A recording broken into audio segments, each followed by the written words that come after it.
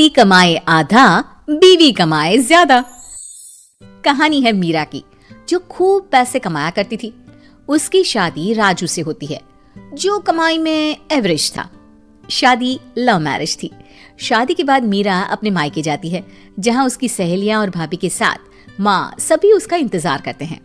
माँ माँ माँ, तुम लोग तो सोच भी नहीं सकते कि मैं कितनी लकी हूँ। अरे सास से लेकर देवर, ननद और ये सब मुझे सर आंखों पर बिठा कर रखते हैं। मैं तो रानी बनकर रहती हूँ, रानी। एक माँ के लिए इससे अच्छा क्या होगा कि उसकी बेटी ससुराल में खुश है। वैसे बेटा तुम बहुत खुश रहो, हमारी तो यही दुआ है। तभी भाभी कहती है, मैं आपके लिए चाय लाती हूँ मीरा। वैसे आप बहुत अच्छी लग रही हो शादी के बाद। हाँ, और ये देखिए, ये हार मैंने खरीदा है इस बार की सैलरी से। और आपको पता है, अगले महीने तो मैं कार खरीद रही हूँ। फिर तो मैं कार से ही आया जाया करूंगी।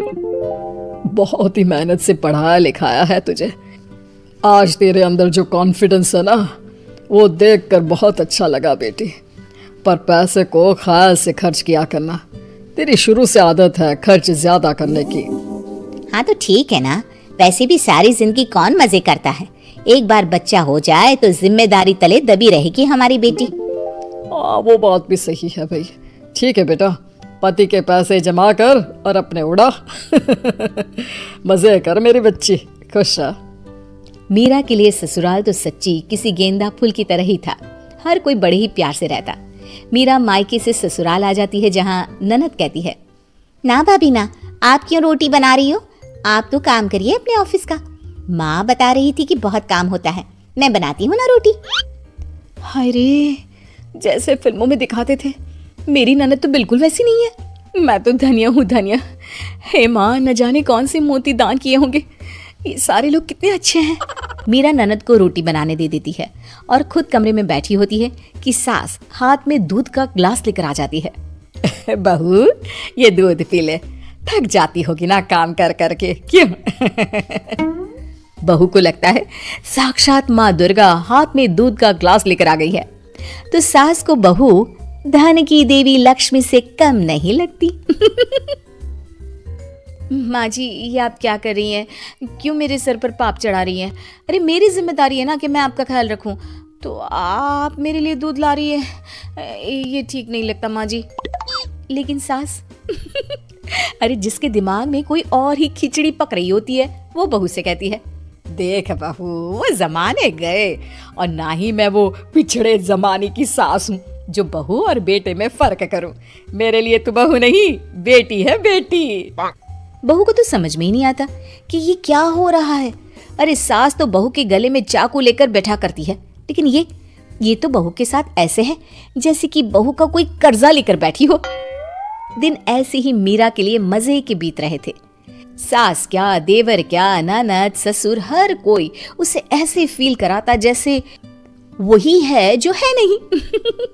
फिर आता है वो दिन। मेरा यार, मैं बहुत परेशान हूँ। तुम प्लीज कुछ देर के लिए मुझे अकेला छोड़ दो। नहीं, ऐसा मत बोलिए।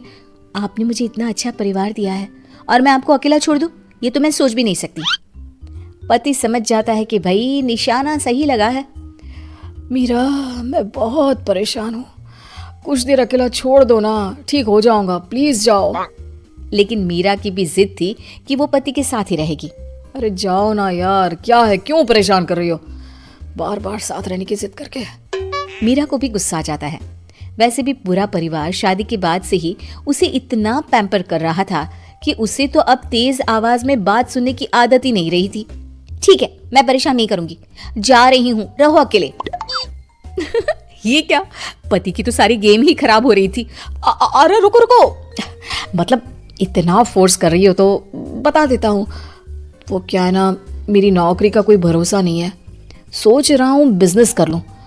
दूसरे लोगों की तरह ससुराल से पैसे लेना अच्छा नहीं लगता, क्या करूं? मीरा जो पूरी इमोशनल होती है, अरे ससुराल से क्यों लेना, मैं हूं ना, करो ना बिजनेस जो भी करना चाहते हो। तभी ननद रोते हुए भाई के पास आती है। अरे बहन, क्या हुआ? भाई, मुझे ना आरव से प्यार है, लेकिन उसे तो हाई फाई लड़कियां पसंद है। भाई मुझे पैसे चाहिए। मीरा के लिए ये सब कुछ नया था। अरे जिस लड़की के पिता ने या माता ने उसे कभी ये नहीं जाहिर होने दिया कि पैसे की क्या कीमत होती है, उसे पैसे के लिए रोते लोगों को देखकर अजीब ही लगता है। क्या है यार, पैसे के लिए क्या रोना, वो तो इतने हैं मेरे पास, ले लो। सच्ची भाभी? सच? तुम मुझे पैसा दोगी मेरे बिजनेस के लिए? अरे हाँ हाँ जरूर दूंगी, क्यों नहीं दूंगी। तुम सब मेरा इतना ख्याल जो रखते हो। तभी ननद भी बोल पड़ती है, और भाभी मुझे भी पैसे देंगी आप? हाँ, तुम तो मेरे हाथ से बेलन छीन लेती थी रोटी बनाने के लिए। आज के जमाने में कौन करता है। मैं जरूर दूंगी तुम्हें पैसे। तभी वहां सास आ जाती है। अरे बहू, सोच रही हूँ कि ऊपर का पोर्शन बनवा लूं, पर पैसे नहीं है।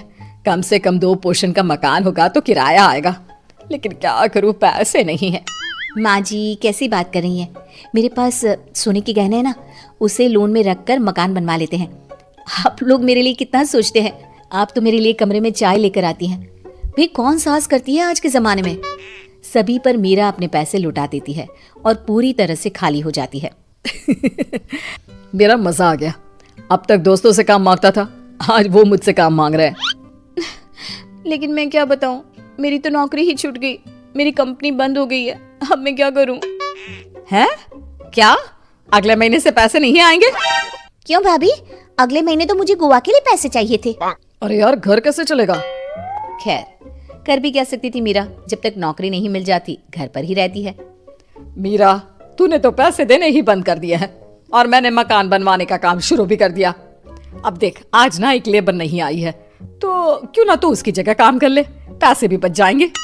हाँ माँ, वो कर देगी। पहले बोलो मेरे लिए चाय नाश्ता बना दे। अरे मीरा, क्या हुआ, नई नौकरी लगी कि नहीं? ऐसा तो नहीं चलेगा। मीरा को सबके बदले रवैये पर गुस्सा आ जाता है। वो अपनी माँ के घर जाकर सारी बात रो रो कर बताती है। बेटा, वही तेरे पापा और मैंने भी कहा था, पैसों की कद्र करो, क्योंकि कल को कोई रिश्ता भले खोटा निकल जाए, लेकिन पैसा तो चलेगा ही चलेगा।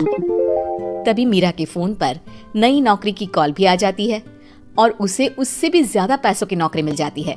लेकिन इस बार मीरा को नौकरी के साथ अक्ल भी मिल जाती है कि अपने पैसों का हिसाब रखना जरूरी है।